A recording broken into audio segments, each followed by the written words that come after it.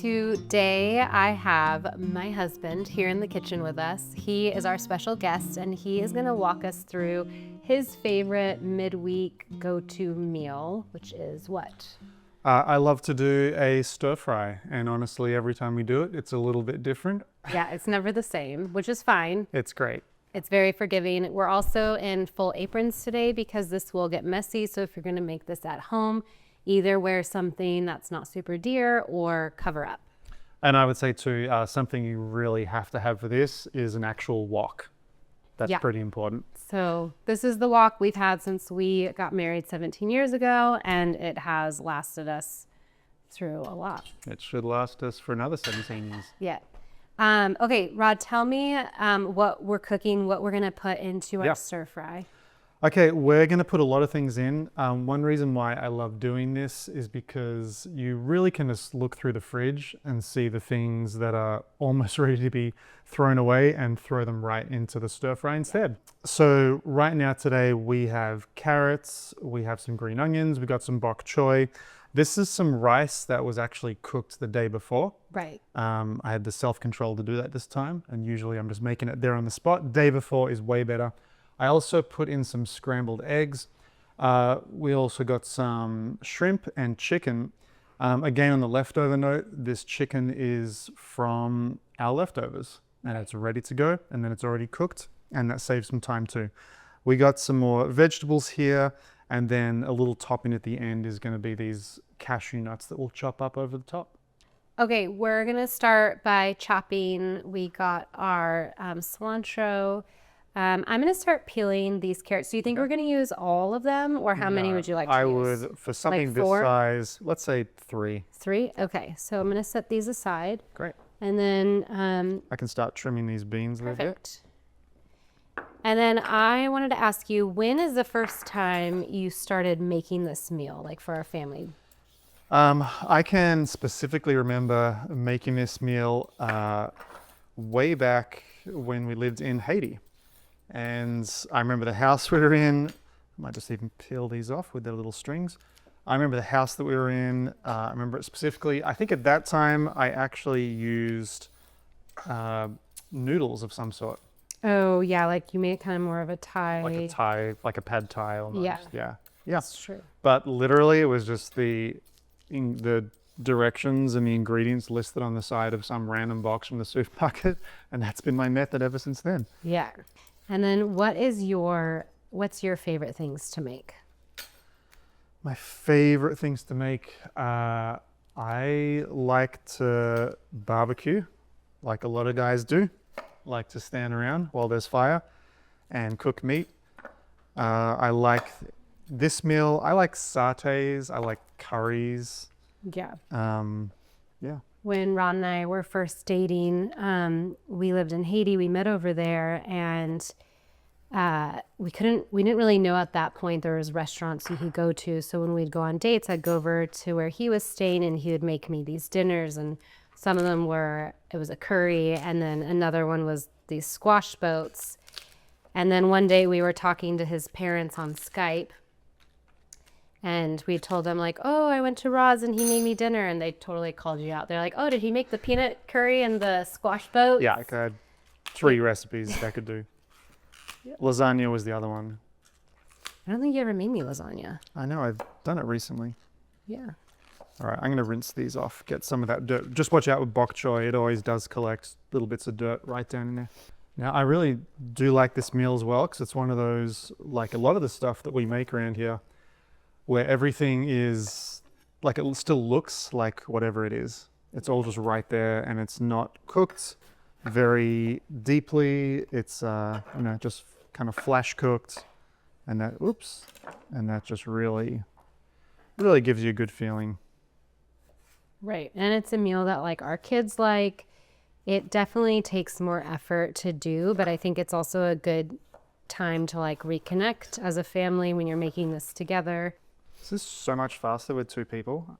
I know. I normally just watch him when he cuts this. I actually don't help with this meal. Yeah, not with this one. No, I say it's his meal. He can do it himself. I'm going to go right on and do the So cashews normally as well. if you don't make your rice the day before, what will happen is Rod I'll say like, oh, I don't really want to cook today. Can you make your stir fry? And he'll be like, okay, but you have to make the rice. So I'll make the rice probably around 2 o'clock in the afternoon and then turn it off and let it sit there. And then when he's home around 5:30 and makes it, it's ready. So you don't have to make the rice the day before. It is better to do it, but you Okay. can. And can I also ask, what is your rice cooking method? Because I think we've landed on it about the simplest it could possibly be and the most foolproof. Yeah, so when we make rice, we do 2-to-1 ratio. So 1 cup rice, 2 cups water. Yep. If we want to add more flavor, we'll do like chicken broth or a bone broth to it Instead of the water. instead of the water, but still the same ratio. Yeah, and then you put it on high, wait till it's bubbling, and then put it on simmer and cover it. Yeah. And how long do you leave it for? It's about a half an hour. Half hour? Yeah, so you put the rice, the water in, and once it comes to a boil, you reduce down the heat and then cover it with a lid and just let it sit and cook that way. All right, we are ready to turn on the heat. And while I do that, Brittany is going to be scrambling the eggs. So the overall method here, which I'll let you know as this is heating up, is everything's getting hot. We want it really hot. That's actually why we're using coconut oil. Any kind of coconut oil is going to be great. This one's from Trader Joe's. And it is a stir fry, so you do have to use oil. That's part of the reason why it tastes so good. Don't ask me how much I'm putting in. I'm doing it until it feels good. You're about like 2 tablespoons of coconut It's about oil in 2 there. tablespoons of coconut oil. Yeah. And that feels pretty good for right now. And the first thing that's going to happen is we're going to scramble the eggs and we're going to fry the eggs in there. That's like step number 1. That, you know, I guess it helps know that everything is hot and good at the right temperature. Then as soon as it's scrambled, which takes all of about 30 seconds, as soon as it's cooked, we take it right out again so it doesn't overcook. Then we're going to put it back in later. And because we have some raw meat today, sometimes I don't have raw meat. Sometimes it's just like the cooked chicken and the scrambled eggs, but we do have the raw shrimp. So that will also cook right then at that time after the eggs. And I think that's probably a good time to also saute the bok choy. Bok choy could be eaten as it is, but it develops a great flavor as it gets sauteed with a little bit of these other oils and spices. And some of the flavors we're going here, this to me is just the indispensable one. This is the toasted sesame oil. I haven't had a bad toasted sesame oil yet. It's just that rich, warm, nutty kind of flavor that makes it. And then we've got some soy sauce, as you would expect. You can also use like coconut aminos or Bragg's aminos, things like that. And then this is going to be the real standalone flavor. We have a lemongrass turmeric paste. Sometimes I like to use curry, just like a dry yellow curry.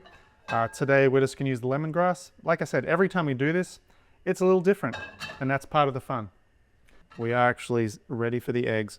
It just started to smoke and shimmer a little bit. It's really floating in that oil right now, and that's how it should be. You do not want that to stick to the bottom. I'm just very gently moving it around to keep on cooking. You kind of get like this great big egg pancake kind of thing going on. It'll spread right out. And again, do not overcook it. I actually leave it a little bit runny, and look, it sort of expands as well. It's kind of fun. As I put it back in there, like any hot food, it'll keep on cooking just a little bit, even as we take it out. Okay, now, like I said, we keep on moving. We said bok choy was going to go next. All right, bok choy will be next. I don't think I'll use all of that. Okay. Again, watch this smoke. There we go. A little bit of moisture on that. That's okay. Just because we washed it. There we go. I am going to now add some of that sesame seed oil that I spoke of, toasted. And I might even put a little bit of the soy sauce in, even though being water-based, just be careful. You don't want it to spit too much. I'm trying to spread them out so they can really get contact with the hot pan and hopefully sear and get a little bit of that extra flavor. Now after this comes out and the shrimp goes in, we're then going to focus on just the rice. This is a fried rice dish, so you really do need to actually fry the rice in a whole lot of oil, and you'll see that in just a second. Your bok choy will wilt just a little bit, but then you still got this lovely big fleshy base to every stalk that has so much flavor and crunch. Okay. I am gonna just lower my heat because we're getting a little bit of smoke. I'm gonna put some more oil back in. Because it's all been absorbed into everything else. Yeah, it's already gone out into the eggs and into the bok choy, which is great because that's where all of our flavor is. And this is all gonna lift right up as we continue to cook. Should we just do all the shrimp? Yeah. We kind of have to. Yeah. All right. And I give that to you. Yep. Thank you so much.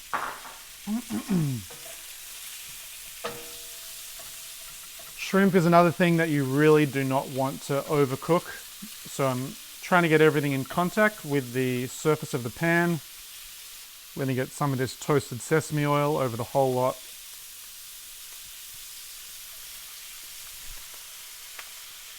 Because it has such great flavor.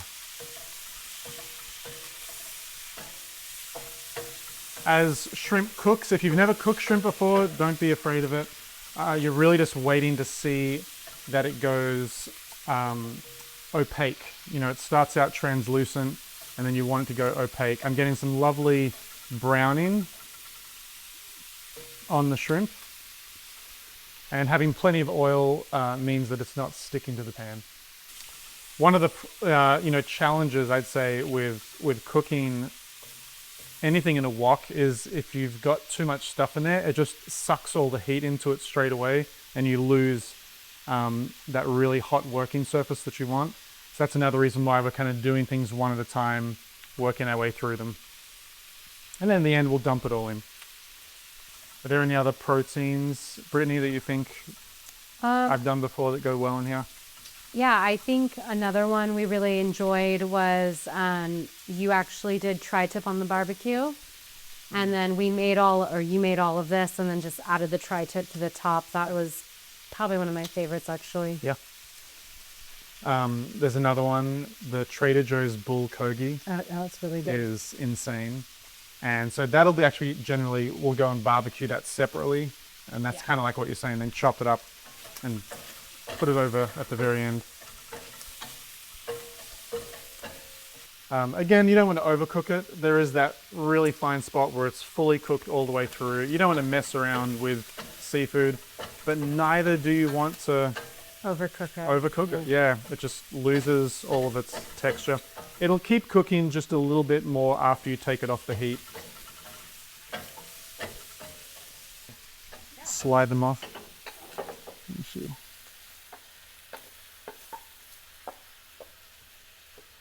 I'm really trying not to get your fingers here. I know. So there's probably a little more shrimp than I would have needed to do for this was serving a this pound size, of shrimp, so probably next time a half a pound. Yeah, especially because we have all the chicken and everything as well. Okay, I think I'm going to put a little more oil in because it goes out with it every time. You're going to scare all the ladies. It's so good. Because now we are bringing in our rice. I am mixing two different oils here, and the only risk there is that coconut oil has a very high smoke point, relatively speaking. I think it's 420 or something like that. Whereas sesame seed oil is closer to 350. So it's not going to handle quite that heat. And this is a cup of rice.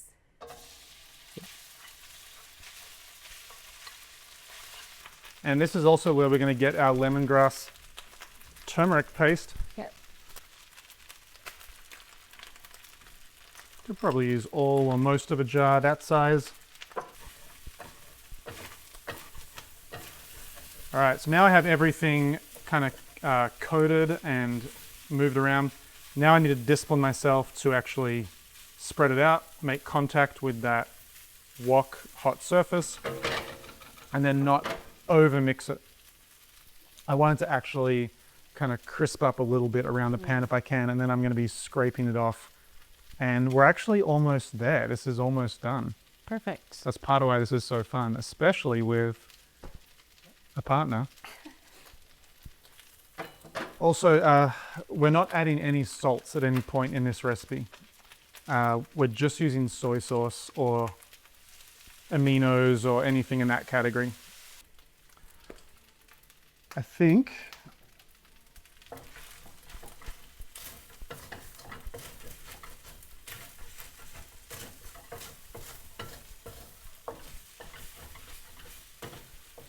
this is a great time now to put in our vegetables.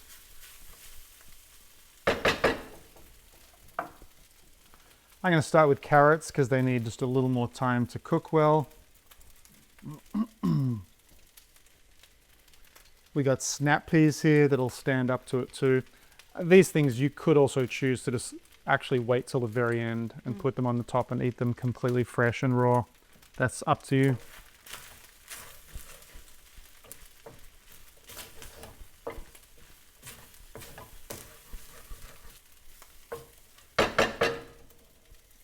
All right, we got our red bell pepper.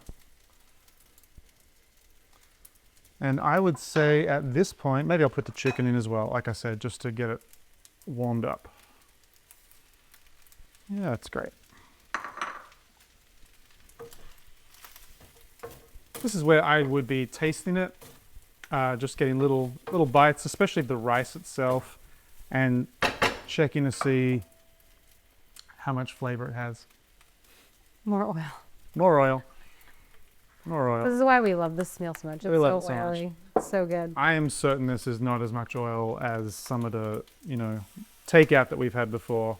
It's true. And then again, this is the only salt that we're adding. Sometimes I like to add fish sauce, but that can also be an off-putting taste to some people. So, no need. It is made from fermented anchovies, so not everyone likes it. Okay, I think we're good. We're going to turn that off now. So I'm just going to chop up the egg a little more and work it in there. And it still is slightly runny, but as I mix it around in here, there is so much heat in this pan. The heat has been turned off. It's going to completely cook. Not that I wouldn't eat it anyway, a little bit wet, but it's not going to end up like that. Okay, this is looking great. I think we are ready. Everything else we're just going to place on the top to finish off. Great. Okay, now that we're done with all the heat and mixing, Rod is going to finish it off by assembling all the pieces, and then we're going to plate it up. All right, here we go. Can I have one of the plates, please? I guess you can. We're just going to get a great big scoop of that. If you got any picky children in your family, of course, you can avoid certain bits and pieces, but I try to get a little bit of everything. Okay. And then we're just going to throw some of these things on top. We got some of this delicious bok choy.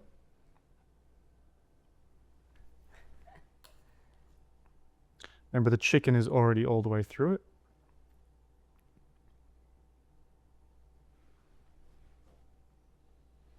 Excellent. I'll use my fingers for these. We got our cilantro and scallions, green onions right here as a mixture. And then lastly, if we want to do it, we've got some nuts. We are using cashews. Peanuts works really well with this. Amazing. Thank you so much for joining me and being such an encouragement in this whole process of cooking. I'm excited to eat this, and I hope when you make this at home, you can bring in a couple of family members so you don't have to do all the chopping by yourself. Yeah, and it's like a lively recipe, so people are going to love to either watch or maybe join in with you as well. Yeah, it'd be a fun recipe to do with your friends, have them come over and be a part of this meal together. Yeah, it's great. Yeah.